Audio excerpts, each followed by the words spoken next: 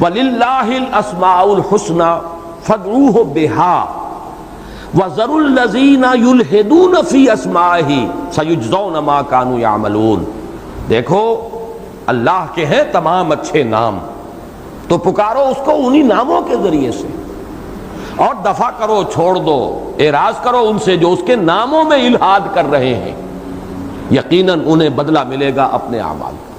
تو ناموں میں الحاد سے مراد کیا ہے کہ ہمارا چونکہ اللہ کے ساتھ جو بھی رابطہ قلبی اور ذہنی ہے، خاص طور پر ذہنی رابطہ، وہ اللہ کے اسماء کے حوالے سے، باقی ہم اللہ کی ذات کو تو جانتے نہیں۔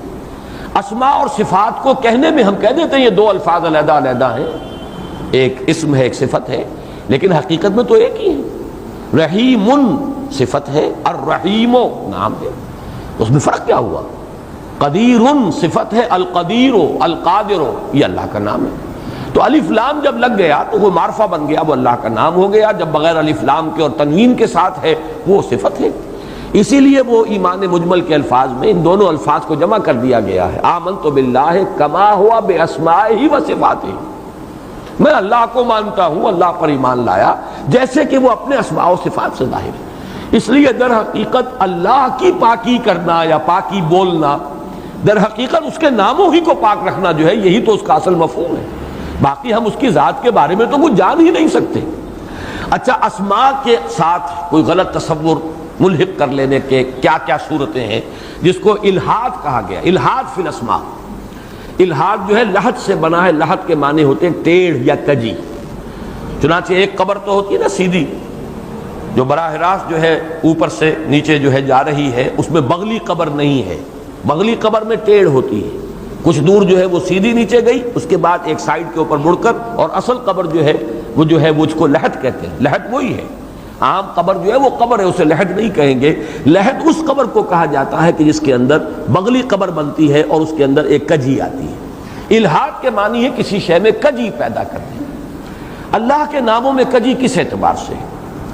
نمبر ایک یہ کہ جو نام اللہ کے شایان شان نہ ہو وہ نام خود رکھ دینا اور اس سے اس کو پکارنا۔ اور اس میں احتیاط کا پہلو یہ ہے کہ چاہے ہم یہ کہیں گے کہ اللہ میں تمام صفات کمال تمام و کمال موجود ہیں، لیکن تعین کے ساتھ اللہ کے نام ہم وہی شمار کریں گے جو قرآن یا حدیث میں آئے۔ ہم اپنی طرف سے اچھا نام بھی رکھنا چاہیں، یہ احتیاط کے خلاف ہو جائے گا، اس لیے کہ ظاہر بات ہے، اسی کو کہتے ہیں توقیفی امور، وہ معاملات کے جو حضور کے بتانے پر موقوف ہے۔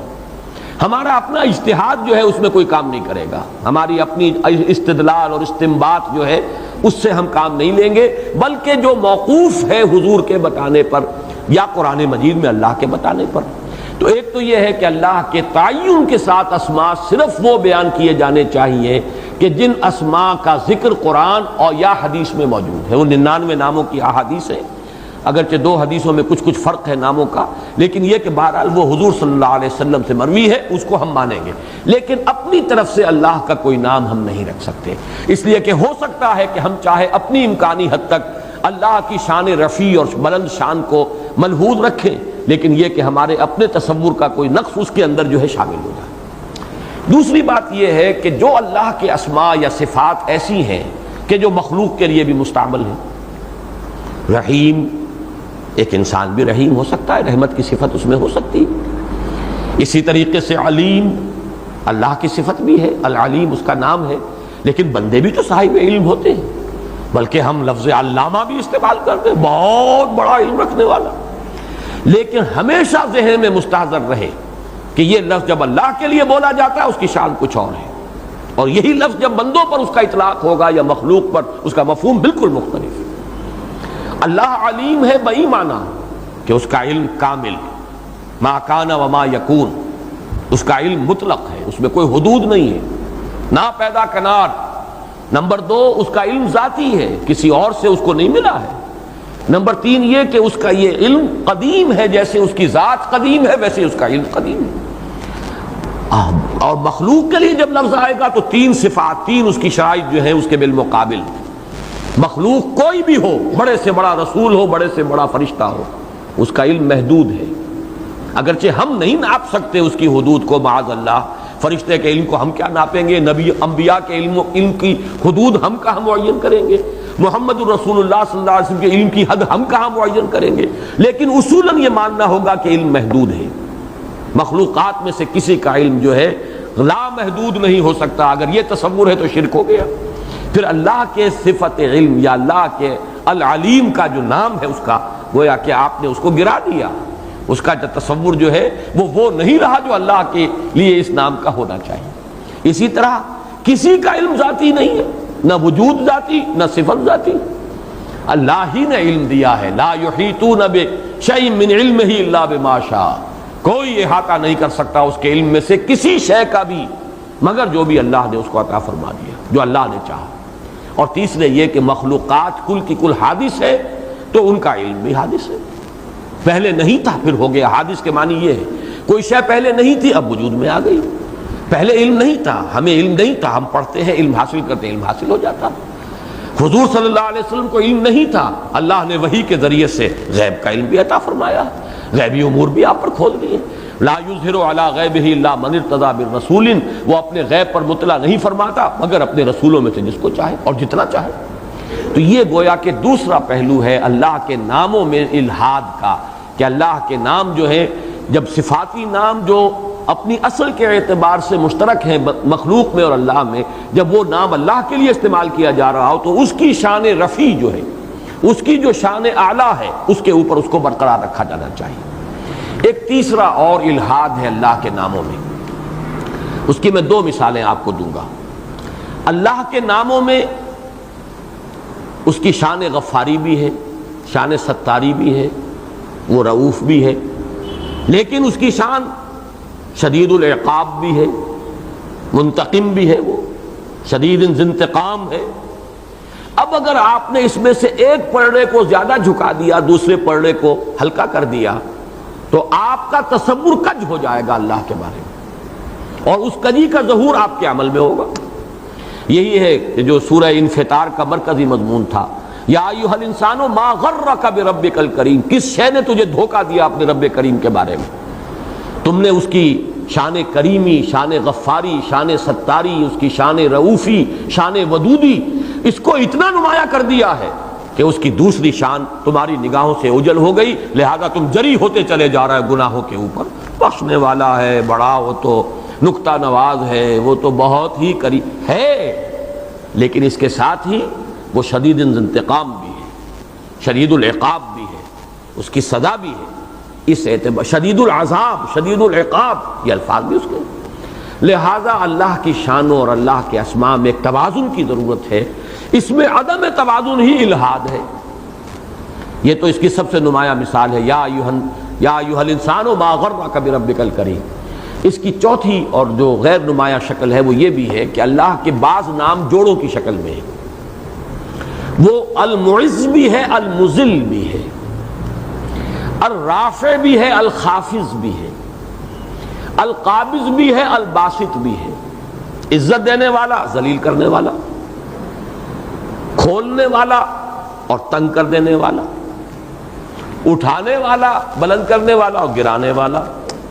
ان میں سے اگر ایک ایک نام کے حوالے سے اسے پکاریں گے تو آپ کا تصور کج ہو جائے گا۔ یہ نام جب بھی اللہ کے لیے جائیں جوڑوں کی شکل میں لیے جائیں، ان میں سے کسی نام کو علیحدہ کر لیں گے، یا مذلو یا مذلو یا مذلو، یہ بہت ہی توہین ہو جائے گی اللہ تعالیٰ کی، کہ گویا کہ وہ ہے ہی ذلیل کرنے والا۔ یہ دونوں لفظ یا معزو یا مذلو فدعوہ بہا کی میں اس وقت بیان کر رہا ہوں کہ فللہ الاسماء الحسنی فدعوہ بہا، اور میں نے 12 تذکرہ کیا ہے سلسلہ نقشبندیہ کے ایک بزرگ، ان سے میری ملاقاتیں رہی ہیں، فوت ہو گئے ہیں، سائیں عبدالرزاق صاحب دیپال پور میں وہ مدفون ہیں۔ ان کا ذکر ہوتا تھا اللہ کے اسماء کے حوالے سے، اور ذکر جہر، یا ستارو یا ستارو یا غفارو، اس کی حلاوت میں آج تک محسوس کر رہا ہوں، اس لیے اگرچہ کہ کم سے کم 30 برس ہو چکے ہیں ان سے ان ملاقاتوں کو جو کئی مرتبہ ہوئی، لیکن ایک خاص کیف، ایک خاص رنگ میں نے اس ذکر جہری کے اندر، خاص طور پہ جب جو آواز ان کی نکلتی تھی میں تو سوچا کرتا تھا نہ معلوم کہاں سے نکل رہی ہے یہ آواز۔ عام گفتگو میں نہایت سافٹ سپوکن، بہت دھیمی آواز، لیکن جب وہ یہ ذکر کرتے تھے اللہ کے اسماء کے حوالے سے تو نہ معلوم کہاں سے وہ آواز نکلتی۔ لیکن یہ کہ یہ اس پر گویا کہ عمل تھا. فادعوہ بہا، پکارو اللہ کو. ہمارے ہاں زیادہ نمایاں ہو گیا اس میں ذات، اللہ اللہ اللہ، اور پھر اس میں یہ کہ ہو. یہ چیزیں جو ہے میں کوئی نفی نہیں کر رہا نہ توہین کر رہا ہوں، جو یہ کرتے ہیں یہ ان کا اپنا ایک جو ہے ذکر کے اذکار کے اشغال کے ان کے اپنے طریقے ہیں. لیکن میرے نزدیک قرآن مجید کی جو نص ہے اس کے اعتبار سے اللہ کا ذکر فادعوہ بہا، اس کو پکارا جائے اللہ کے ناموں کے ذریعے سے. یا ستارو، یا غفارو، یا قہارو، یا خافضو، یا رافعو، یہ جو الفاظ ہیں ان کو پکارا جائے اللہ کو اس کے اسماء کے ذریعے سے. فادعوہ بہا، لیکن یہ کہ اس میں الحاد نہ کیا جائے، اس میں کجی تلاش نہ کی جائے. کجی کریں گے اللہ کے ناموں میں، آپ کا تصور جو ہے، آپ کی جو معرفت ہے اللہ کی، اس میں ٹیڑھ پیدا ہو جائے گی. جب آپ کی اس معرفت کے اندر ٹیڑھ پیدا ہو گئی تو آپ کے رویے میں اس کا ٹیڑھ ظاہر ہو جائے گا. تو نقصان تو سارا اپنا ہی ہے. وَذَرُوا الَّذِينَ يُلْحِدُونَ فِي أَسْمَائِهِ، تو ذرا چھوڑ دو اور دفع کرو اور اعراض کرو ان لوگوں سے جو اللہ کے ناموں میں الحاد کرتے ہیں. سَيُجْزَوْنَ مَا كَانُوا يَعْمَلُونَ، انہیں ایک سزا دی جائے گی، بدلہ دیا جائے گا ان کے اعمال کا. ایک بڑی محتاط روش اختیار کی جائے. کوئی نام جو اس کے شایان شان نہ ہو وہ ہم از خود نہیں رکھ سکتے. اللہ توقیفی امر ہے، جو نام قرآن اور حدیث میں آئے ہیں وہی نام لیے جائیں گے، انہی سے پکارا جائے گا. پھر جو نام اپنے اصل مادے کے اعتبار سے مشترک ہیں مخلوق میں اور خالق میں، وہ جب نام لیں گے اللہ کا تو اس کی شان رفیع اور اس کی علو شان جو ہے ربک الاعلی، اس مقام پر اس کو برقرار رکھتے ہوئے اس کا نام لیں گے. نمبر 3 یہ کہ اس ناموں میں بحیثیت مجموعی بھی اعتدال ہونا چاہیے کہ سب کو سامنے رکھا جائے. یہ نہیں کہ ان کے بعض اسماء کے سے خصوصی مناسبت پیدا کر لی جائے اور بعض دوسرے اسماء سے گویا کہ اپنے ذہن جو ہے اس کو دور کر لیا جائے، محجوب کر لیا جائے. یہ بھی ہمارے تصور باری تعالی یا ہماری معرفت رب کے اندر ایک کجی پیدا کر دے گا. اور خاص طور پر وہ نام جو جوڑوں کی شکل میں ہیں وہ جب بھی لیے جائیں جوڑے ہی کی حیثیت سے لیے جائیں، ورنہ اس سے بھی ہمارے تصور میں کجی پیدا ہو جائے.